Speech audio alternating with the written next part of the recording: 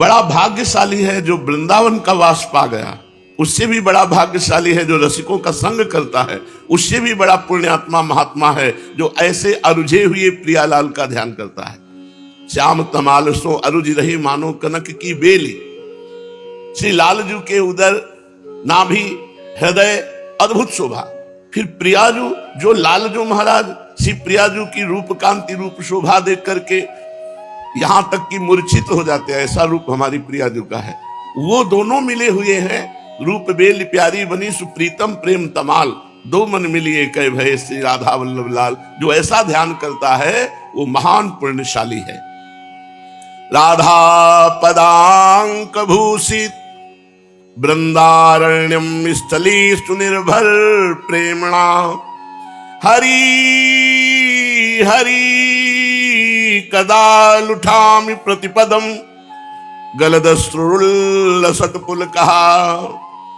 हे हरि, ऐसा कब होगा कि वृंदावन में हम रजरानी को देख करके बड़े प्यार से लौटते हैं उनमें कि हमारी प्रियाजू के चरण चिन्ह बने हैं। इसमें हमारे प्राणाधार आराध्य देव युगल सरकार यहाँ नंगे पैर चलते हैं, उनके चरण चिन्ह बनते हैं। ये रज उनके चरण से चिन्हित है, इसलिए प्रेम विह्वल होकर गलदश्रुधारा गदगद कंठ अश्रु प्रवाहित करते हुए वृंदावन की रज में लौटे। प्रगाढ़ प्रेम रस से प्रतिपद आंसू बहाते हुए पुलकित शरीर से रज को लेकर अपने शरीर पर, वृंदावन धूलि को लेकर शरीर पर मलते। मेरी प्रियाजू की चरण चिन्हों से चिन्हित ये रज है। ये सद्यो वशीकरण चूर्ण मनंत शक्तिम तम राधिका चरण रेणु मनुस्मरामी। ये स्वामिनी जी की चरण रज अनंत शक्ति संपन्न है, जो बड़े बड़े महापुरुषों के भी ध्यान में नहीं आते, उनको तत्काल वशीकरण मंत्र है, वशीकरण शक्ति है, वशीकरण चूर्ण है श्री वृंदावन की रजरानी। यो ब्रह्मरुद्र सुकनारद भीष्म मुख्यैरालक्षितो न सहसा पुरुषस्य तस्य सद्यो वशीकरण चूर्ण मनंत शक्तिम तम राधिका चरण रेणु मनुस्मरामी। जो वृंदावन की रज का रोज अभिषेक करता है, उसके हृदय से रजोगुण तमोगुण नष्ट हो जाता है, शुद्ध सात्विक भाव प्रकाशित होता है। जिस सात्विक भाव में वो प्रियालाल का ध्यान करता है, प्रियालाल का गुणगान करता है, प्रियालाल का नाम जप करता है, इसी जन्म में जीते जी भाव देह प्राप्त करके प्रियालाल की नित्य सेवा में सम्मिलित हो जाता है। पूर्णोज्वल प्रेम रसैक मूर्तिर् यत्रैव राधा विजयी हरीति तदेव वृंदावन माश्रितानां भवेत् परम भक्ति रहस्य लाभः। परिपूर्ण उज्जवल प्रेम रस प्रदान करने वाला अद्वितीय धाम वृंदावन की समानता नहीं कोई कर सकता। कल एक काशी से भगत जी आए थे, वो पुलिस डिपार्टमेंट के ऑफिसर हैं। उन्होंने कहा हमें तो ऐसा अवसर नहीं मिलता कि हम अखंड वृंदावन धाम वास करके लाभ प्राप्त करें, तो क्या हम काशी में रहकर ही मान लें भाव के द्वारा कि वृंदावन है। तो उनका पहली बात तो वृंदावन जैसा सिर्फ वृंदावन है। भाव के द्वारा हम वृंदावन का आश्रय लेकर चिंतन करते हैं, वृंदावन की शरण में है, प्रियालाल का दृढ़ भाव लिए हुए, तो कहीं भी रोज शरीर छूटेगा वृंदावन ही आओगे, वृंदावन के जन हो। पर वृंदावन जैसा तो सिर्फ वृंदावन है। कहां है बिहारी लालजू का प्रगट ये रूप, कहां ये इतनी शोभा। वो थोड़ा नेत्र पवित्र हो जाए तब देखोगे कि वृंदावन तो सिर्फ वृंदावन है। प्रियालाल जैसे तो सिर्फ प्रियालाल, और वृंदावन जैसा तो सिर्फ वृंदावन जैसा। लाखों शालिग्राम भगवान विराजमान होंगे वृंदावन में, लाखों श्रीमद् भागवत विराजमान होंगे, और हजारों की संख्या में हमारे वृंदावन में मंदिर बने हुए हैं। हमें लगता है कि 5-10 हजार मंदिर तो छोटे बड़े मिला के सब होंगे ही, और लाखों वैष्णव हैं। कोई ब्रजवासी ऐसा नहीं जिसके घर में ठाकुर सेवा न हो, जिसके घर में नाम जप न हो। प्रायः बहुत से ब्रजवासी कोई बिहारी जी का श्रृंगार दर्शन करते हैं, कोई शयन दर्शन करते हैं, लेकिन सब प्रभु के दर्शन करने वाले बड़े अनुरागी ब्रजवासी जन हैं।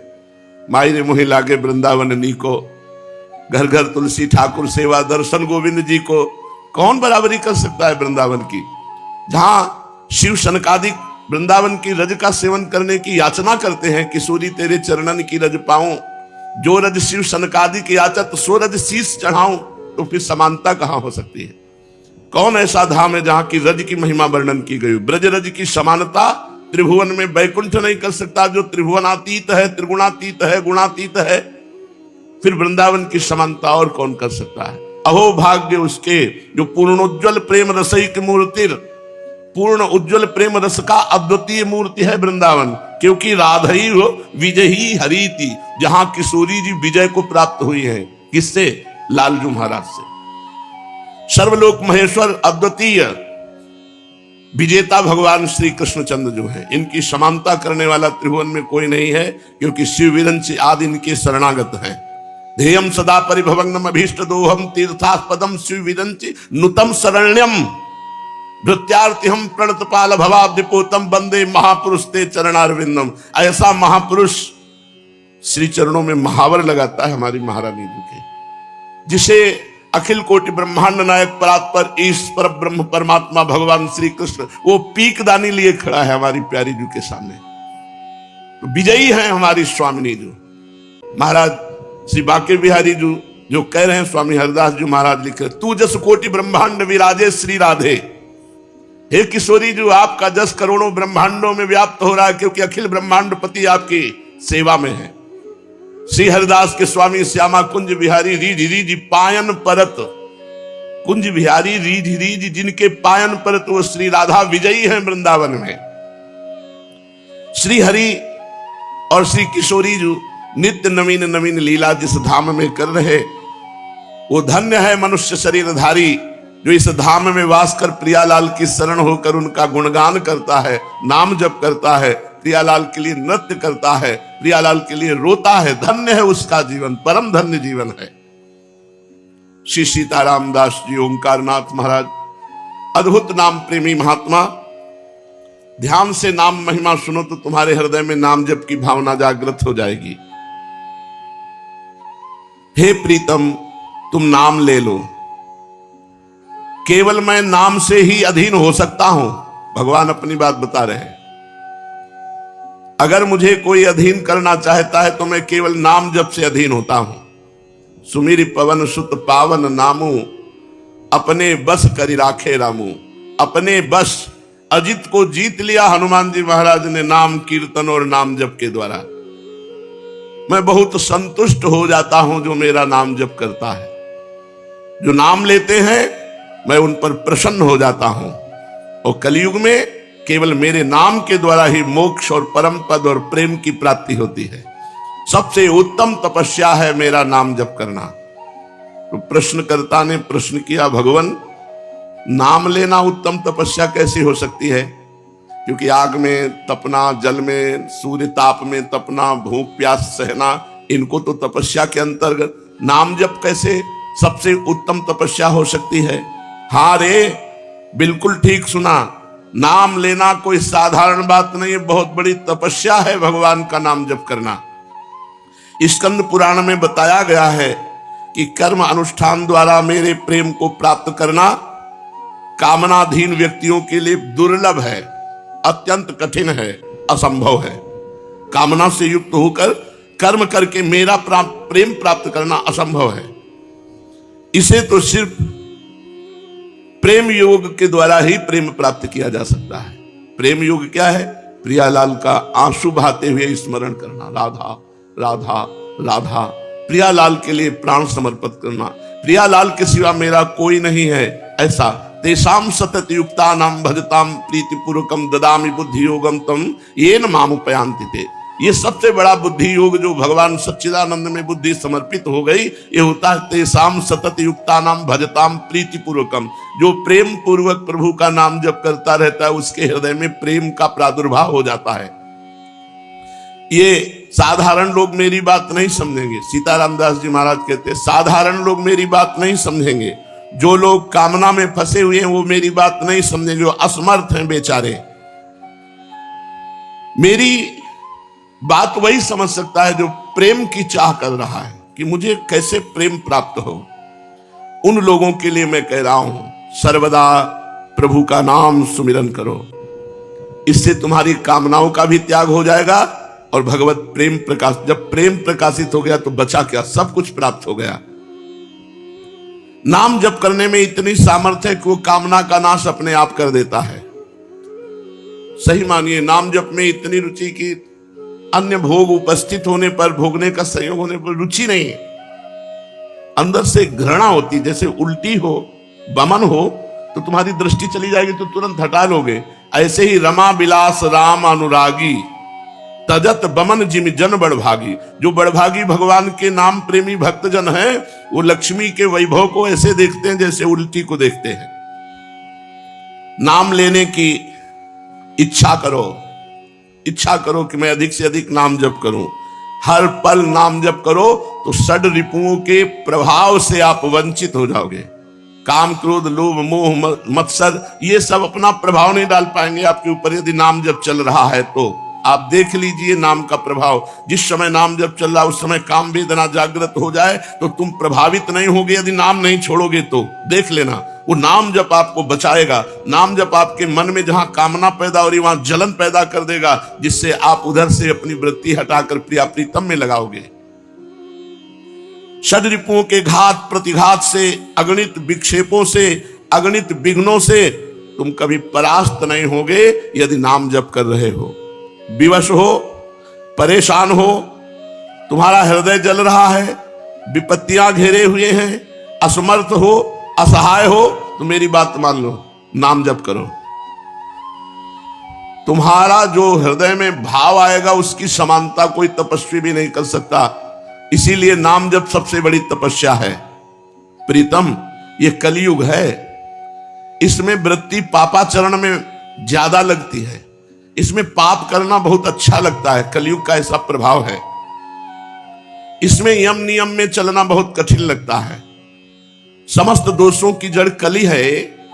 ये पापाचरण कराता है, अपराध कराता है, और ये प्रतिक्षण अत्याचार, व्यभिचार, हिंसा, चोरी, ये अच्छा लगता है कलयुग में। ऐसा करना एक अच्छी क्रिया लगती है। ज्यादा कोई परेशान करे तो वचन से, शरीर से, मन से उसको ताड़ित करना, दुख देना, हिंसा करना, ये कलयुग में अच्छा लगता है।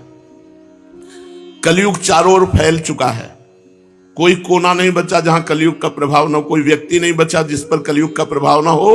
केवल नाम जापक है ऐसा जिसके ऊपर कलयुग का प्रभाव नहीं पड़ेगा। कलयुग का प्रभाव झूठ बोलना। प्राय 100% लोग इस बात में सावधान नहीं है, अपने शब्दों में झूठ का प्रयोग कर देते हैं, चाहे कोई भी हो। ज्यादा झूठ नहीं तो इतना तो झूठ बोल ही देते हैं। कह दो, मोबाइल से कह दो, अभी है नहीं, यहां पास ही में खड़ा, सुनो, कह दो है नहीं, झूठ बुलवा रहा है। कह दो आगरा गए हैं, मोबाइल से झूठ बुलवा रहा है। तो मोबाइल कलयुग का यंत्र है जो बहुत सत्य से वंचित कर रहा है, असत की तरफ लगा रहा है। गंदी बातें, नौटंकी, नाटक, सिनेमा देखना, ये सब इनमें ज्यादा रुचि है। कलयुग में भोग वासना बढ़ जाती है। कली ने मनुष्य को पशु से भी नीचे गिरा दिया है। इसीलिए मैं तुम सबको पुकार कर कहता हूं कि अरे कलयुगी जीवो, कली का प्रताप बड़ा भयंकर है।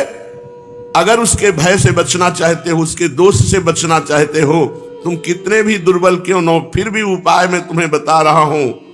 केवल मेरे नाम संकीर्तन से, नाम जप से जीव बंधन मुक्त होकर मुझे प्राप्त कर लेगा।